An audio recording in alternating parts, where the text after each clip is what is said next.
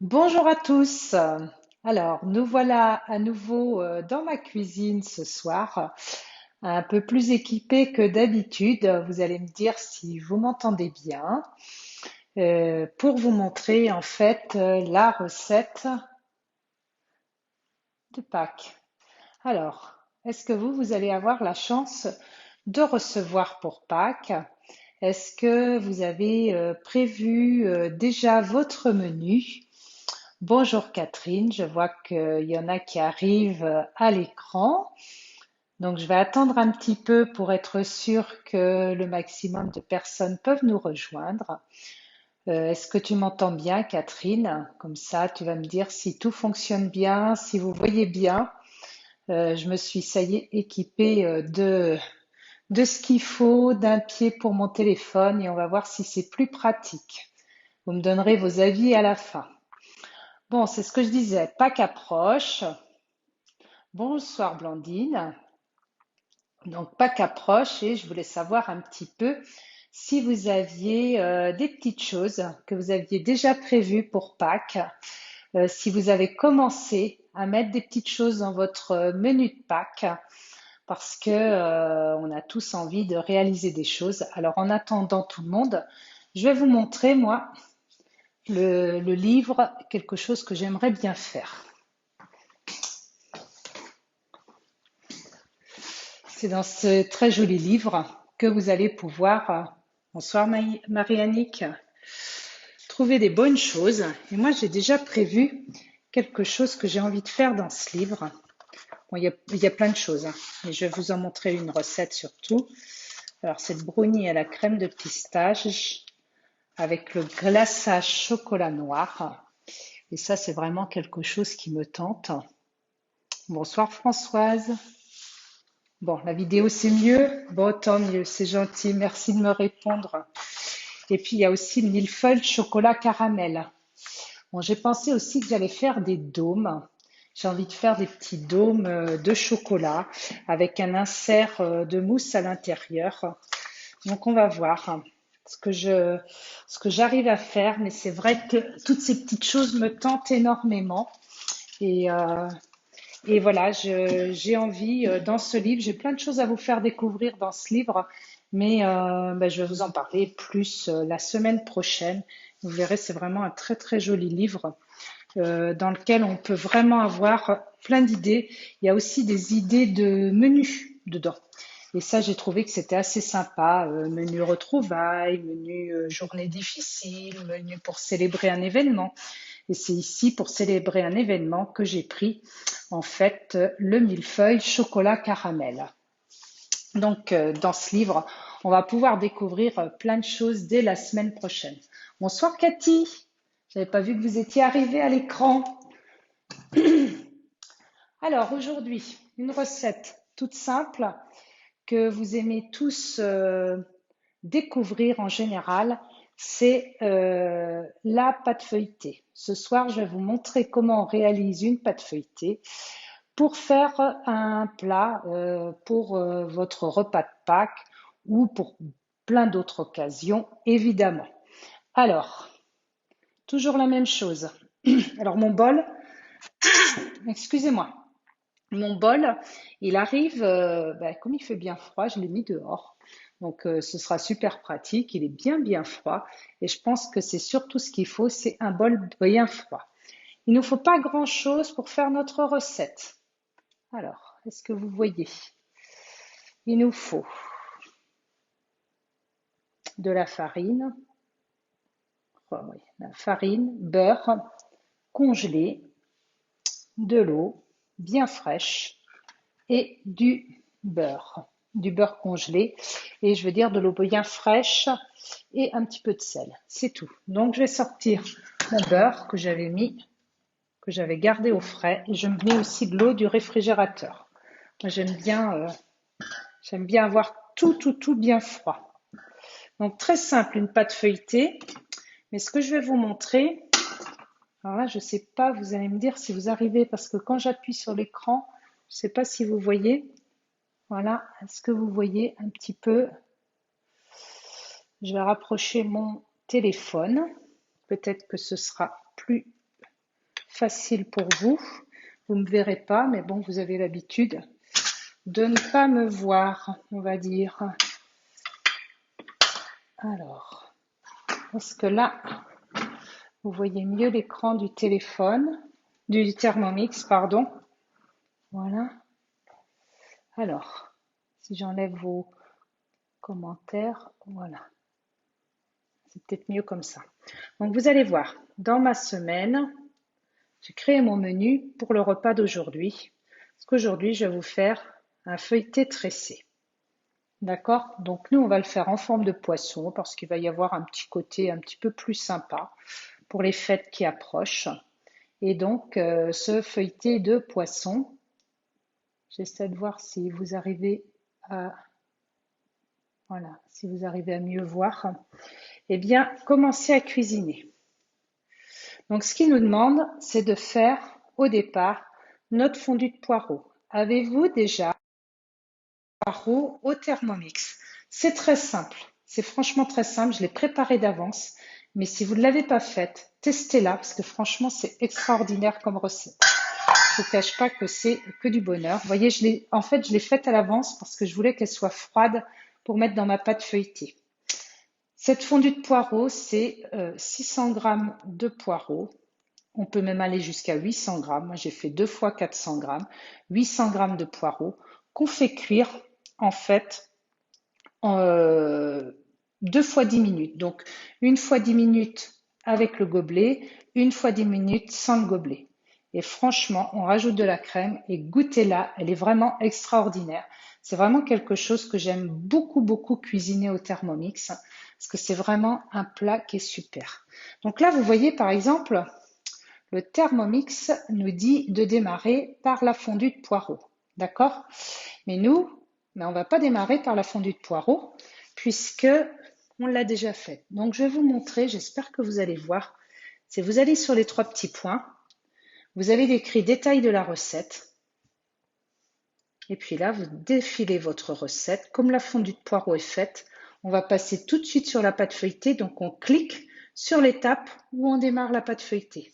Et vous voyez, je n'ai pas besoin de faire suivant, suivant, suivant. Ça vient tout de suite à la pâte feuilletée. Donc, c'est parti. Je vais mettre mes 200 g de beurre. Voilà. Mes 200 g de beurre qui sont congelés. Alors, je ne vous ai pas trop montré, mais regardez un peu la taille des morceaux. Moi, je ne fais pas des petits morceaux comme ils disent. Je fais des plus gros morceaux. Vous voyez? Moi, j'aime bien des morceaux, ils disent 2-2. Moi, je fais toujours au moins 4-4, 5-5. Mais vraiment, 1-2 cm, pour moi, c'est trop petit. Ensuite, on va mettre les 200 g de farine de blé. Toujours notre balance qui nous aide bien. Donc, pour la cuisine, c'est vrai que c'est super. Alors, on va continuer avec l'autre pot. Allez. 200 g de farine de blé.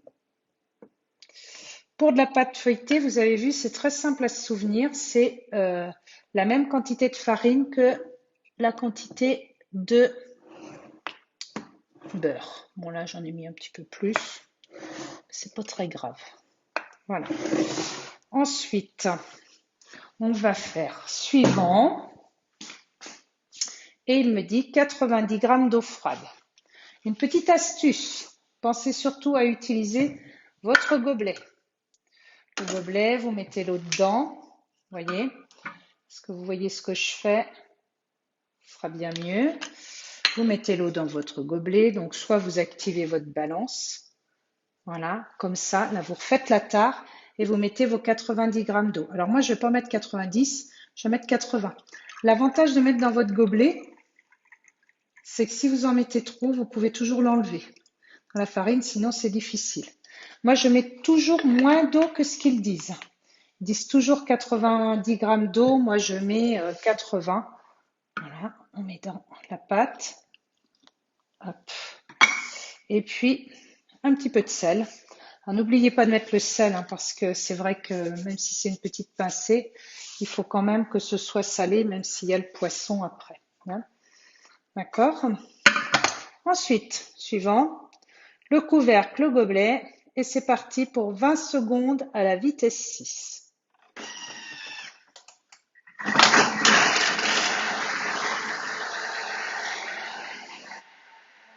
revient par là.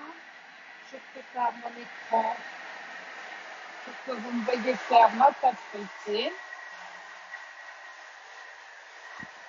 Vous allez me dire si vous allez bien voir comme ça. Vous allez voir, ça va être plus sympa. J'espère que vous verrez bien. Bon, même si vous ne me voyez pas, l'essentiel, c'est que vous voyez l'allure de la pâte. Il faut que la pâte, elle soit friable, d'accord?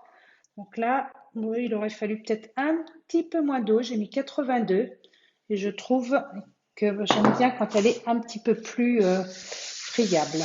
C'est-à-dire que ça fait comme des petites boules qui respectent encore le glacé du beurre. On retourne notre bol, on tourne le bouchon, le couteau. Voilà, vous voyez, je tourne ça et la pâte tombe. D'accord? Il en reste un petit peu dedans. On va la sortir. Voilà. Je vais vous montrer maintenant comment on façonne la pâte. Et alors, ma petite habitude, évidemment, vous vous en doutez, oh, pardon, hop, c'est pour que vous me voyez en même temps. Ma petite habitude, en fait, c'est tout simplement de mettre mon produit vaisselle, et pendant ce temps-là, je mets mon nettoyage en fonction pétrin. Et là, après, j'ai un Thermomix qui est vraiment en tout nettoyer quand j'ai terminé ma pâte. Bon, là, je vais pas le faire parce que comme on est en vidéo, ça fait toujours un petit peu de bruit, donc ce sera pas très agréable pour vous. Je pense que ce serait plus sympa qu'on s'échange quelques petites paroles. Si vous avez envie de me dire des petites choses, n'hésitez pas à les écrire à l'écran.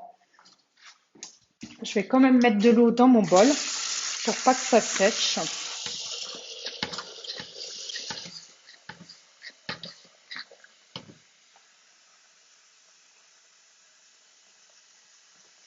Voilà. Hop, ça c'est fait. Voilà. Alors, j'ai mis l'eau. Là, donc voilà, vous voyez, je fais un rectangle. Hein, vous me dites si vous voyez pas trop bien. Et puis là, on va tout simplement, je mets toujours un petit peu de farine sur le côté, comme ça m'évite d'y revenir sans arrêt. Je prends la farine sur le bord de ma plaque. J'en profite pour vous parler de ma plaque parce que je l'adore. Je fais pas de pub, mais enfin, je l'ai prise chez Ikea et vous voyez, même sur ma nappe, elle tient bien, ça bouge pas du tout. Elle est suffisamment grande pour pas qu'on mette de la farine sur le plan de travail et franchement, c'est génial. Par contre, c'est ce que je vous avais dit là. Quand vous n'aimez pas utiliser en fait, ou si vous faites des pâtes sans gluten, que vous préférez en fait pas mettre de farine parce que ça vous embête, eh bien n'hésitez pas, vous pouvez tout à fait en fait étaler votre pâte entre deux feuilles de cuisson et vous allez trouver. Donc là, je vais vous montrer comment on fait la pâte feuilletée. J'ai l'impression qu'il y avait un petit truc, mais non, c'est les yeux. Donc, vous voyez la pâte feuilletée, est-ce que vous connaissez la méthode traditionnelle de la pâte feuilletée? C'est très simple. Vous pliez.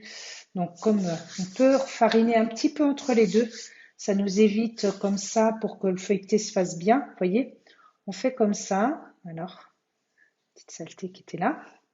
On retourne, d'accord? Et puis, on fait le quart de tour. D'accord? Le quart de tour. Alors, il y a quelqu'un qui me dit bonsoir, je vois pas qui est à l'écran. Je suis désolée, j'ai bien reculé mon téléphone. Mais du coup, c'est Michel. Bonsoir Michel. Excusez-moi, parce que je vois pas, j'ai tellement reculé mon téléphone pour que vous me voyez que je n'arrive pas à lire sur l'écran. Alors, voilà. Et on recommence. Quand on a fait notre quart de tour, vous voyez, comme ça, on ne repose pas comme ça, on fait comme ça pour bien la rétaler dans ce sens-là. Toujours un quart de tour. Entre les deux, respectez les 20 minutes, d'accord, de refroidissement. Un quart d'heure, 20 minutes, vous la remettez au réfrigérateur. Vous fermez votre pâte. et vous recommencez comme ça autant de fois. Voilà, vous le faites. Bonsoir Myriam. Vous le faites un petit peu, je sais pas, 4 fois, 5 fois, c'est très bien. Mais il y a un petit côté contraignant parce qu'il faut s'y remettre tous les quarts d'heure, 20 minutes. Donc moi, je vais vous montrer quelque chose de beaucoup plus rapide. C'est le pliage escargot. Alors, vous n'avez pas besoin de faire, hein. Les 2 premières étapes que j'ai faites, c'était juste pour vous montrer. J'en profitais pour tout vous montrer en même temps. Votre pâte feuilletée, elle va beaucoup plus feuilleter si vous avez gardé votre beurre congelé dedans. Hein, c'est pour ça qu'on voit, alors vous le voyez peut-être pas là à l'écran, hein, parce que c'est pas facile, mais plein de petits points dans votre pâte. Vous devez voir tous les petits points de beurre. Vous avez vu, c'est une pâte qui colle pas, qui se travaille très facilement. Donc n'hésitez pas à la faire parce que, à votre avis, quel est l'avantage de faire soi-même sa pâte? Est-ce que vous réalisez vos pâtes déjà? Qu'est-ce que vous réalisez comme pâte? Hein, je veux bien que vous me disiez un petit peu comment vous faites et quel est l'avantage de réaliser ces pâtes. Alors, je vous écoute. N'hésitez pas à écrire, hein, comme ça, je sais et je peux répondre à vos questions. Alors, réaliser ces pâtes. Est-ce que vous faites vos pâtes brisées, par exemple? Qu'est-ce qui vous arrête dans la pâte feuilletée? Si c'est le pliage, eh bien, vous voyez, c'est ce qu'on est en train de voir. Vous allez voir que bientôt, vous n'aurez plus envie non plus d'acheter votre pâte feuilletée. Bonsoir Agnès, ça me fait plaisir de vous revoir. Ah, une petite saleté qui s'est mise, que je dois reprendre à chaque fois. Il faut que je la pousse plus loin. Vous voyez, je l'étale suffisamment grande pour bien profiter. Voilà. Et puis là, maintenant, alors Blandine, elle me dit que la pâte sablée, elle le fait parce qu'elle est vraiment trop bonne. Est-ce que Blandine, toi, tu fais ta pâte feuilletée? Regardez un petit peu la seule chose que je vais faire. Là, c'est très simple. Quand je l'ai étendue en rectangle, je vais la rouler. Tout simplement.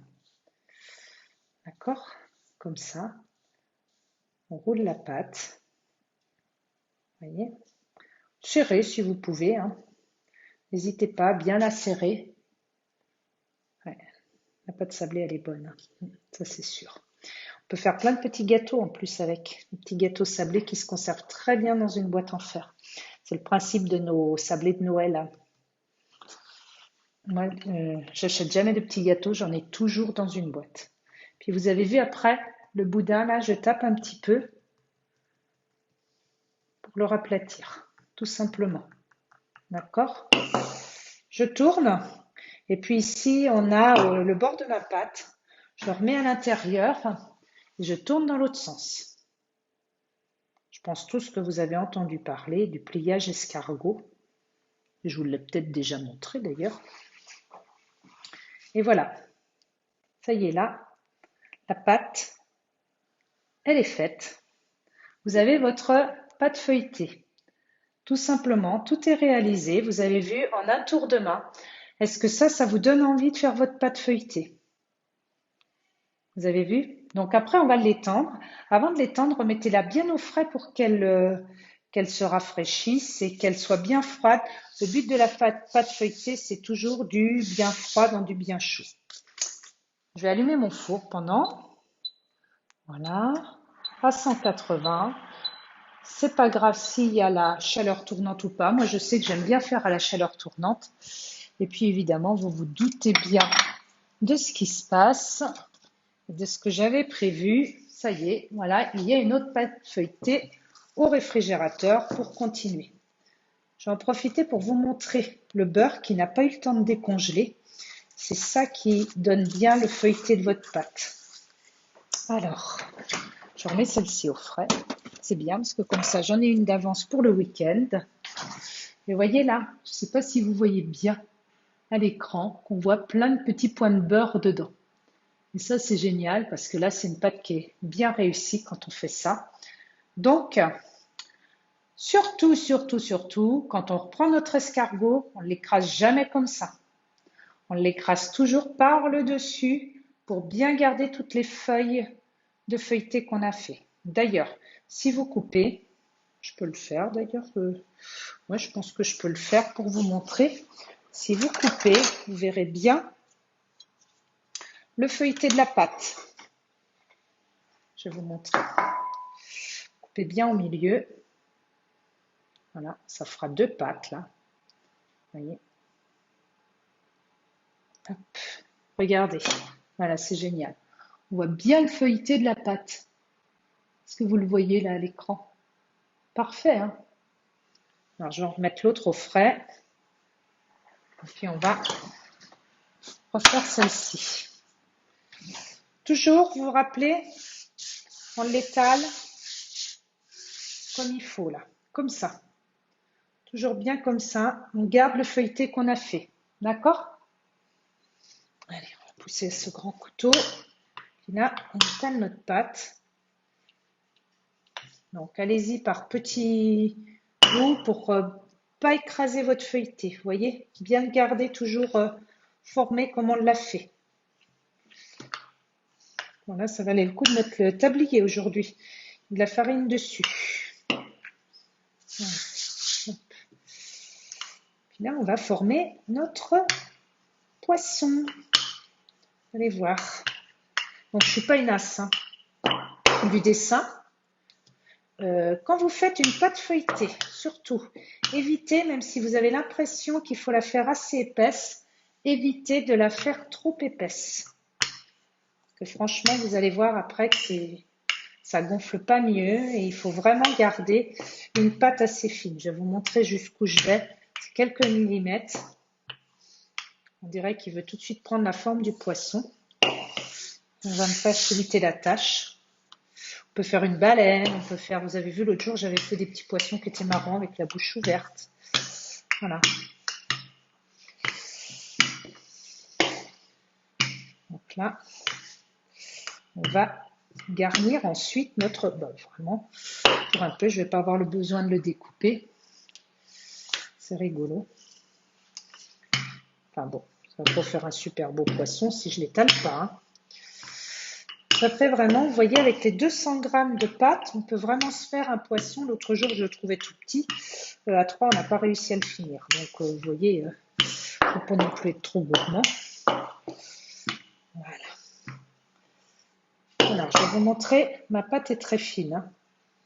Vous voyez? Est-ce que vous le voyez, le bord de ma pâte, là, qui est très fine?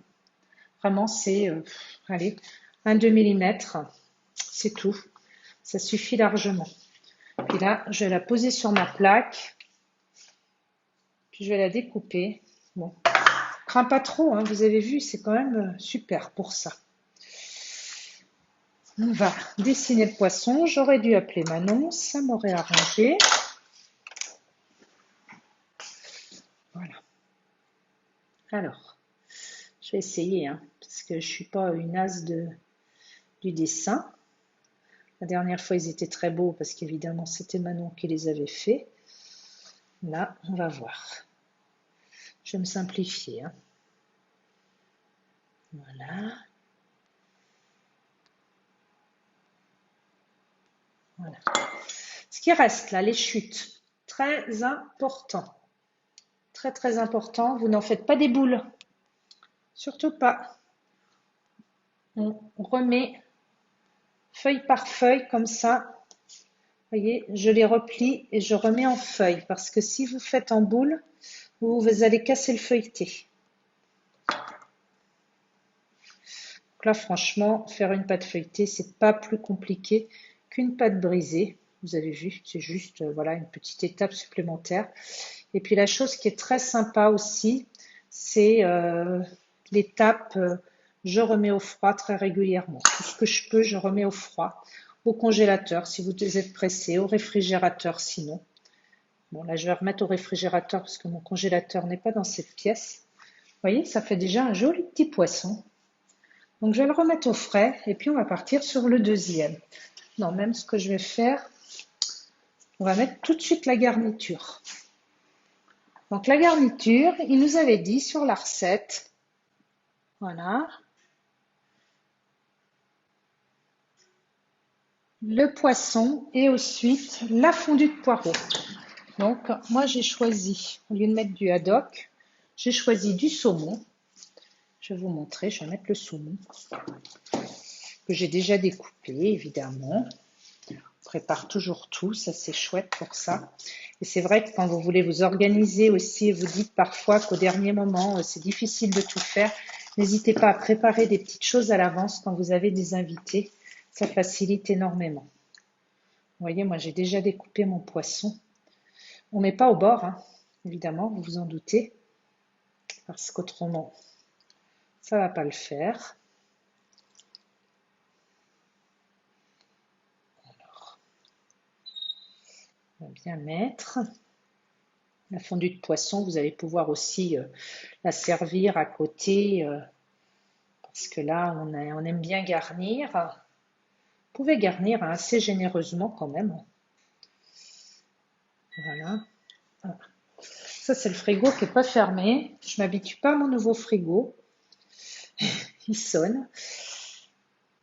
Voilà. Hop. Là, donc, vous voyez, il y a de la place pour en faire un autre, hein. De toute façon, j'ai 2 pâtes feuilletées. Donc, si je veux en refaire d'autres, je remettrai du poisson. Mais voilà, moi, je garnis assez, hein, j'espère. Vous voyez ce que je fais? Attendez, je me lave les mains avant de vous montrer. Que là,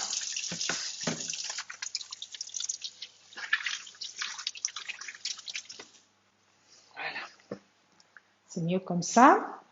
Regardez mon joli petit poisson. Il est sympa. Allez, je le remets au frais. Et puis, je vais faire l'autre pâte.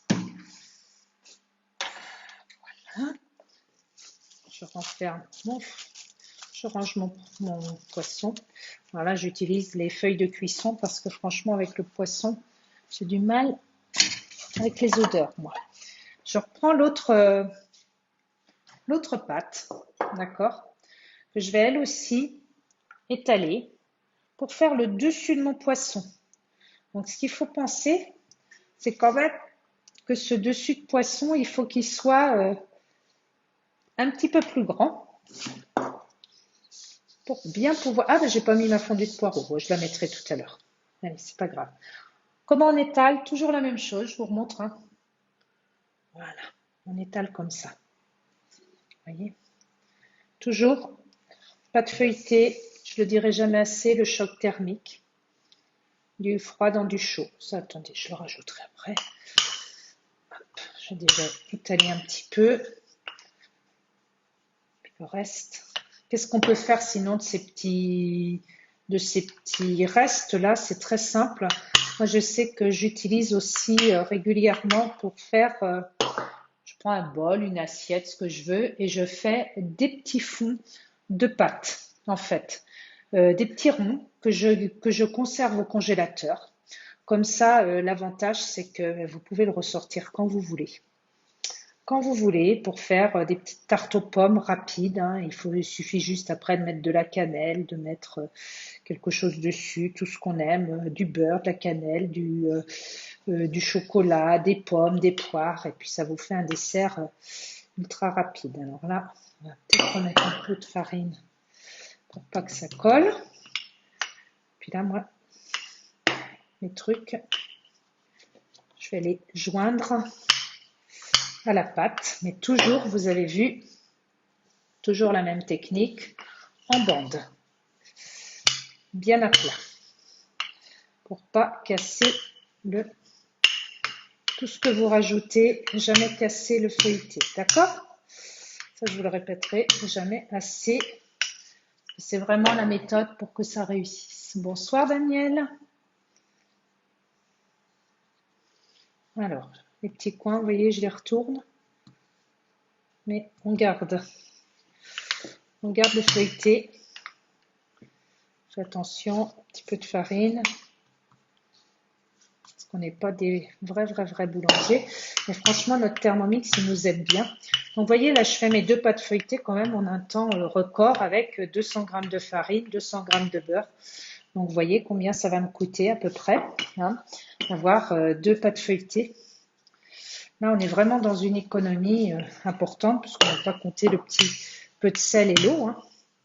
Donc, vous voyez, là, on se retrouve dans une très belle économie. C'est-à-dire qu'une pâte feuilletée, quand on l'achète, une pâte feuilletée, on en a à peu près pour combien? À peu près 1,50 €, 2 euros. Et encore, bon, l'avantage de faire vos pâtes, je suppose que vous les comprenez, avec, bon, voilà, il n'y a pas de conservateur, on sait ce qu'on met dedans, on peut varier à l'infini, on peut l'alléger aussi.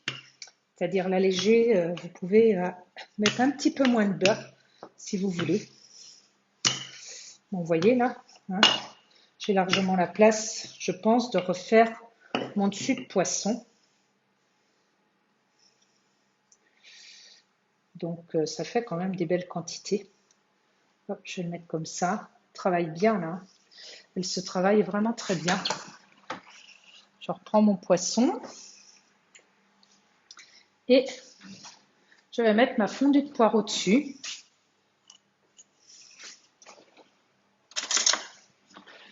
Voilà. Et ma fondue de poireau.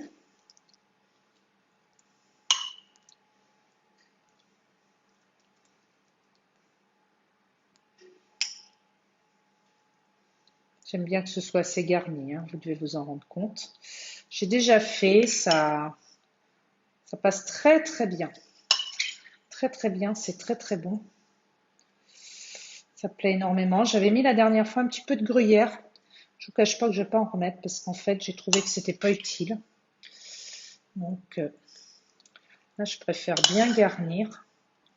Je pense que je vais même tout mettre. Voilà, pour que ce soit très gourmand. Voilà. On prend un peu d'eau. On ne salit pas un autre récipient, hein. Aucun intérêt. Vous voyez, l'eau, je vais la mettre dans mon gobelet. Et je vais, pour bien sceller la pâte autour, passer. Alors, soit vous prenez avec vos doigts, soit vous prenez avec un pinceau. Moi, je sais que j'aime bien. J'aime bien faire les petites choses avec mes doigts. Hein, parce qu'on se lave quand même énormément les mains pendant qu'on cuisine. Donc, je trouve que ça n'a pas trop d'importance de prendre les doigts. Voilà. Et puis, on va rajouter, je m'essuie les mains, je me lave les mains encore. On va rajouter la pâte par-dessus. Je vais regarder le côté qui est le plus large. Ils sont à peu près pareils. Voilà. Alors moi, ça, c'est ma façon de faire.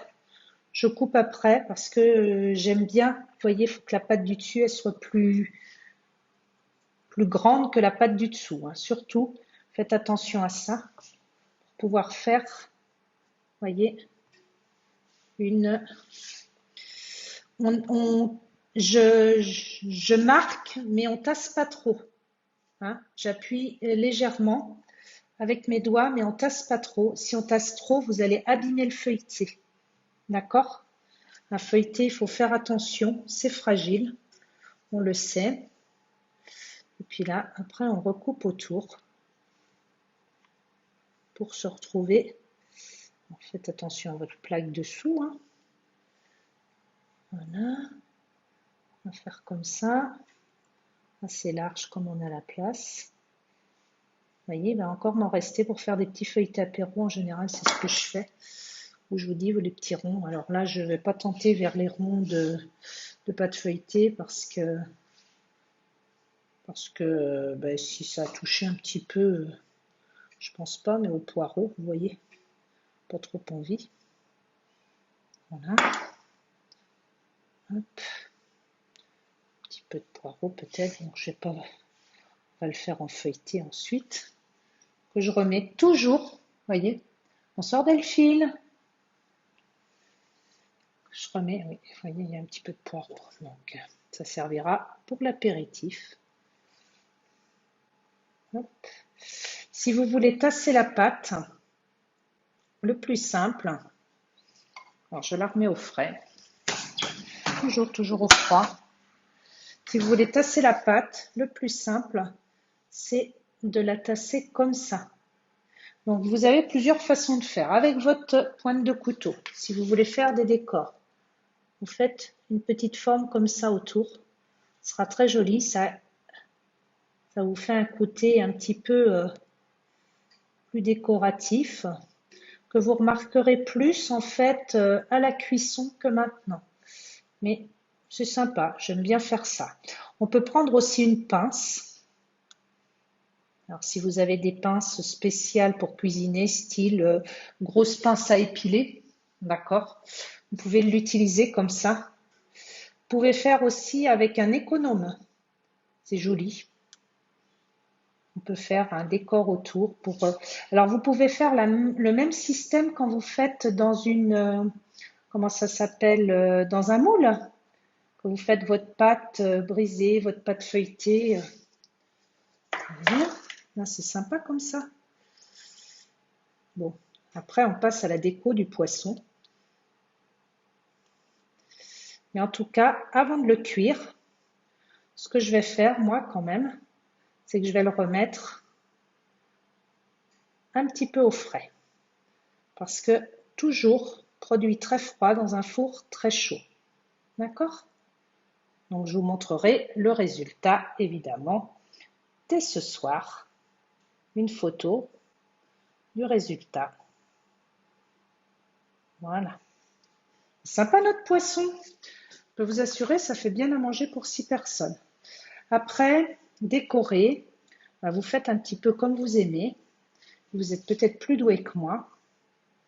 Manon, l'autre jour, elle avait fait un petit œil. C'était sympa. Ensuite, vous faites les écailles, les nageoires, comme vous pouvez. D'accord? Moi, je ne suis pas une fan du dessin. J'aurais dû appeler Manon. Mais c'est sympa aussi. On va faire des petites nageoires après, avec les restes. Voilà. Donc, vous avez, dans la recette, ils mettent du haddock. Moi, j'ai mis du saumon, parce qu'on est fan de saumon à la maison. Voilà. Vous voyez, il est pas mal mon poisson, hein, pour quelqu'un qui ne sait pas trop dessiner. Voilà.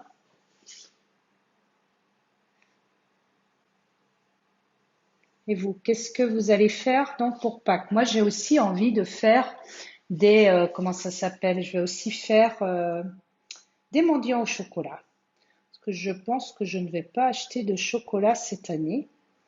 J'ai envie de tout faire. Voilà. Un petit œil, une nageoire. On prend nos... Donc le petit œil, si vous voulez qu'il gonfle, vous n'oubliez pas de prendre un morceau et vous découpez un petit rond. Sinon, vous faites une petite boule. Vous allez avoir un gros œil, mon poisson, vous allez voir. Voilà. Et puis, les nageoires. Est-ce que je vais savoir faire une nageoire? C'est pas sûr. Ce sont des grosses compétences à avoir en cuisine qui ne sont pas du tout simples pour moi. Une nageoire, ça se fait comment? Voilà. Hop, on va bien trouver. Vous voyez, je vais mettre ma pâte comme ça. Je ne sais pas où je vais la mettre, la nageoire. Maintenant, on va rigoler. C'est pas grave, on va y arriver. Comme ça. Et puis, on va faire des petits traits. Voilà. Allez. Mon badigeonne de beurre, pardon, de jaune d'œuf. Vous pouvez mettre aussi avec le jaune d'œuf un petit peu de, comment ça s'appelle, de lait. Moi j'aime bien. Et puis j'aime bien aussi mettre un petit peu de sel, parce que ça donne un côté plus bruyant à votre préparation. Bon, il est joli le petit poisson, hein? Est-ce que ça vous donne envie de faire cette recette pour Pâques? Voilà. Si vous voulez que la nageoire ne bouge pas, un peu d'eau, surtout pas c'est pas le jaune d'œuf, hein. Le jaune d'œuf, ça va pas coller. Donc, pensez toujours à coller avec l'eau, d'accord? Bonsoir Nadine. Bien voilà, tu as trouvé une idée pour la semaine prochaine? Alors, je te laisse me faire la surprise. Bon, le mois prochain, des nouveaux cadeaux arrivent hein, pour Thermomix. Je vais vous les présenter dès la semaine prochaine. N'hésitez pas à m'appeler pour en savoir plus. La cocotte en Grèce, c'est terminé, mais on va avoir voilà, le suivi de la collection. Donc, je ne sais pas trop dans quel ordre, mais vous allez voir, on va encore avoir des chouettes cadeaux le mois prochain. Donc, n'hésitez pas à m'appeler. Le pack trio avec le disque de cuisson, le livre des poissons et le plat isotherme, le récipient isotherme, ça se termine dimanche. Donc, si vous avez dans votre entourage encore des personnes qui ont envie de profiter de cette offre, surtout n'hésitez pas à leur dire de me contacter rapidement parce que voilà, on va partir sur une autre offre le mois prochain et je ne sais pas s'il y aura une offre, d'accord? D'ailleurs, je dis toujours une autre offre parce qu'on ne sait pas, mais il n'y aura peut-être pas d'offre, je ne sais pas du tout comment ça va se passer. Voilà, je refais un petit peu mes dessins, histoire qu'on les voit mieux parce que j'ai enlevé un peu. Vous pouvez faire aussi dans l'autre sens. Bien écoutez, j'espère que ce cours de cuisine vous a plu. Je vous remercie une fois de plus d'avoir participé.